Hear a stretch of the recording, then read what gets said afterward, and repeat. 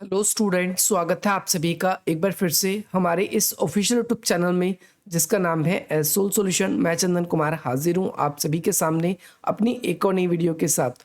So guys, आज के इस नई वीडियो में हम बात करेंगे उन सभी स्टूडेंट्स के लिए जो इंटरनेशनल रिलेशन में नव यथार्थवाद को पढ़ रहे हैं, चाहे वो सोल के स्टूडेंट्स हो, एनसी वेब के स्टूडेंट्स हो, या फिर वे सभी स्टूडेंट्स दिल्ली यूनिवर्सिटी के स्टूडेंट्स हो, इग्नू के स्टूडेंट्स हो। आप अगर नव यथार्थवाद को पढ़ रहे हैं तो आज की नई वीडियो आप सभी के लिए इम्पॉर्टेंट है, क्योंकि नव यथार्थवाद इंटरनेशनल रिलेशन आईआर का मोस्ट इम्पॉर्टेंट टॉपिक है।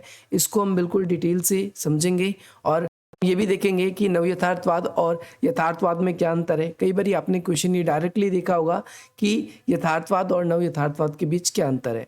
तो सबसे पहले आपकी स्क्रीन पर आ चुका है नव यथार्थवाद आप सभी को कि भाई यथार्थवाद का नया रूप है, क्योंकि जिसके आगे नव लग जाए तो हम इसे नव यथार्थवाद कहते हैं।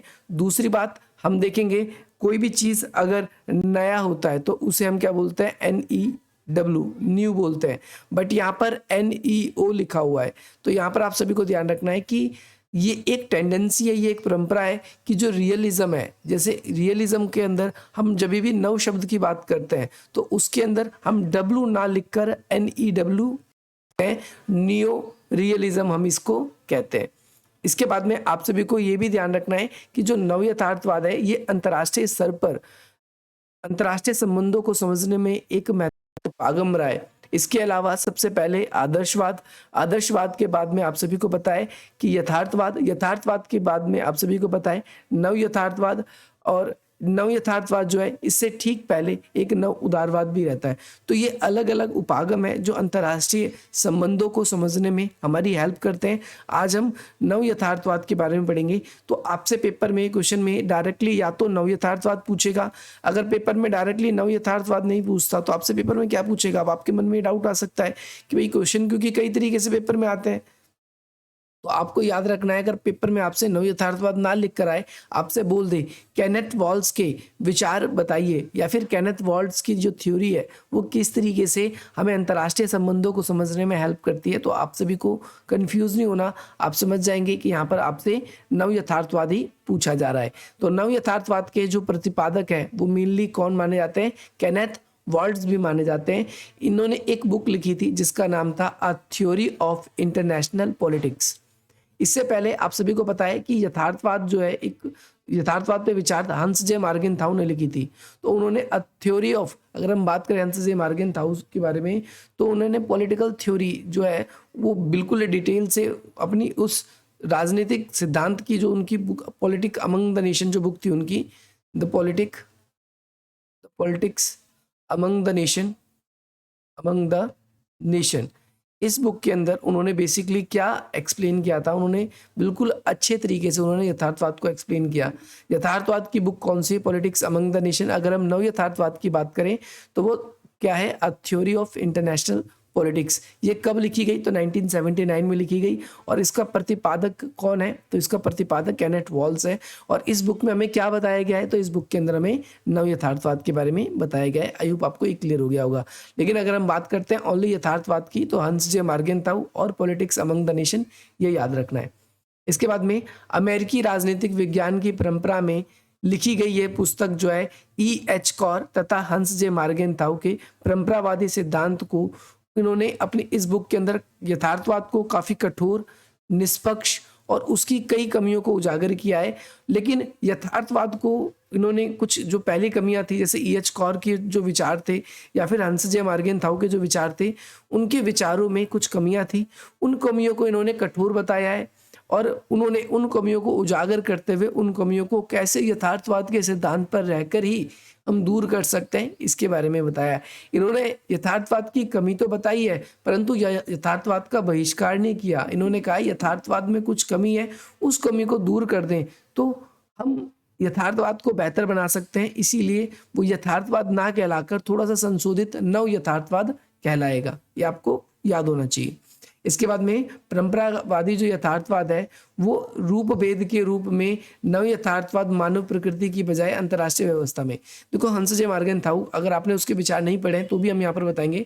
हंस जे मार्गेनथाउ ने जब परंपरावादी यथार्थवाद को एक्सप्लेन किया है तो उसके अंदर इन्होंने बताया कि मानव का जो स्वभाव है वो बिल्कुल दोषपूर्ण है, परंतु नव यथार्थवादी जो हैंगे इन्होंने कहा है कि मानव प्रकृति नहीं बल्कि दोषपूर्ण जो होती है वो अंतर्राष्ट्रीय क्या होती है, व्यवस्था होती है, इंटरनेशनल सिस्टम होता है।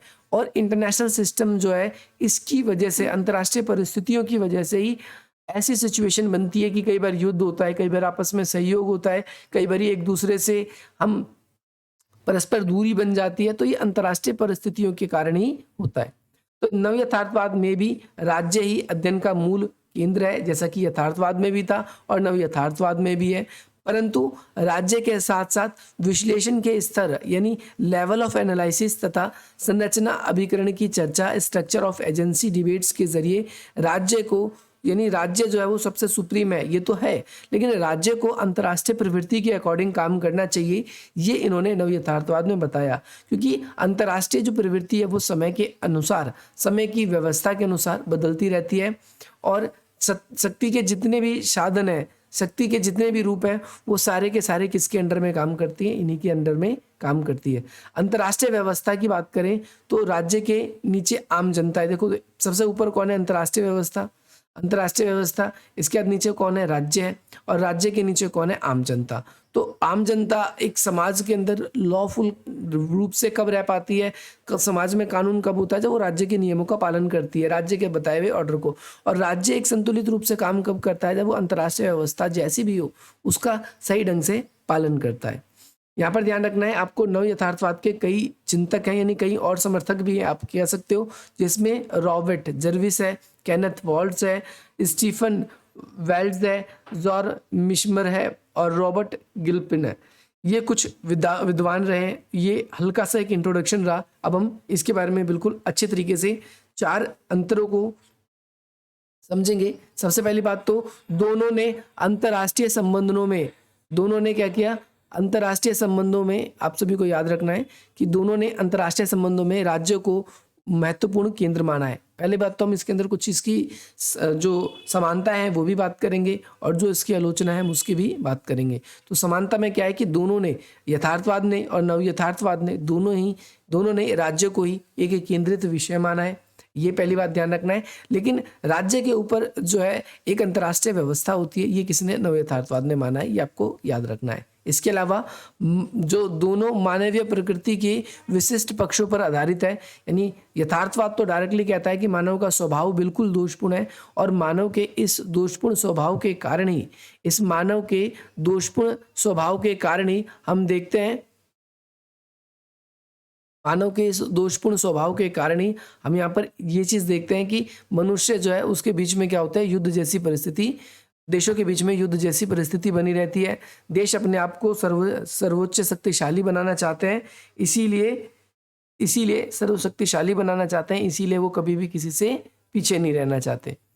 यहाँ पर यथार्थवाद के लिए एक व्यक्ति को आक्रामक प्रवृत्ति का दिखाया गया, एग्रेसिव दिखाया गया है, जबकि नव यथार्थवाद कहते हैं कि भाई नव यथार्थवाद के लिए डर की भावना, यानी अंतर्राष्ट्रीय स्तर पर कैसी परिस्थिति है ये मनुष्य के लिए जरूरी है, वो डर को भी मानते हैं।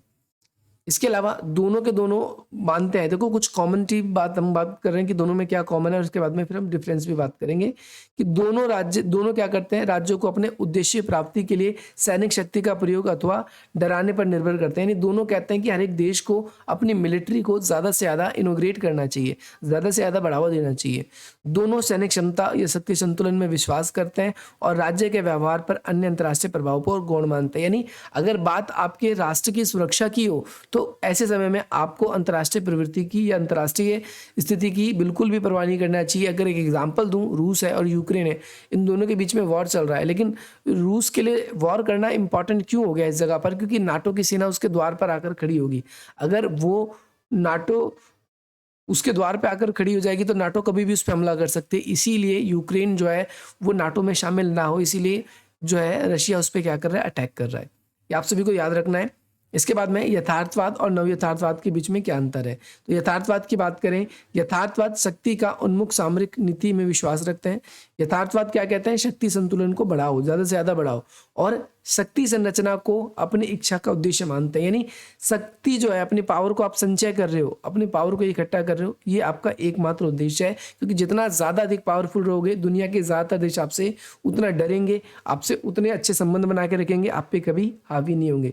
वहीं नव यथार्थवाद बोलते हैं कि सुरक्षा तो बहुत इंपॉर्टेंट है, हर एक देश के लिए इंपॉर्टेंट है, सुरक्षा से कोई भी देश समझौता नहीं करेगा, लेकिन सुरक्षा के लिए जैसे फॉर एग्जांपल हम बात करते हैं सोवियत संघ की, तो सोवियत संघ ने एक टाइम पे इतने ज़्यादा हथियार बनाए सुरक्षा के लिए कि एक टाइम पे उसके देश का ही डिक्लाइन हो गया।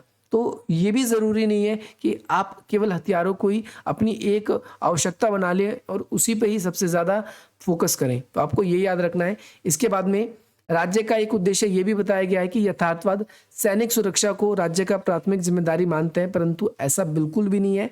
राज्य की सुरक्षा सैनिक पर निर्भर करती है, परंतु अगर हम केवल सैनिक आक्रमण को खतरा माने तो आज के ज़माने में बहुत बुरा होगा। ये केवल सैनिकों के रूप से हम अपने देश को सुरक्षित नहीं करेंगे। जैसे आज के समय में हम सब ने कोविड को देखा है, तो केवल आपके देश में केवल सैनिक के बाहरी आक्रमण से आपके में सुरक्षा है, आपके देशों में हेल्थ से भी इशू है, आपके देशों में साइबर अटैक्स हो सकते हैं।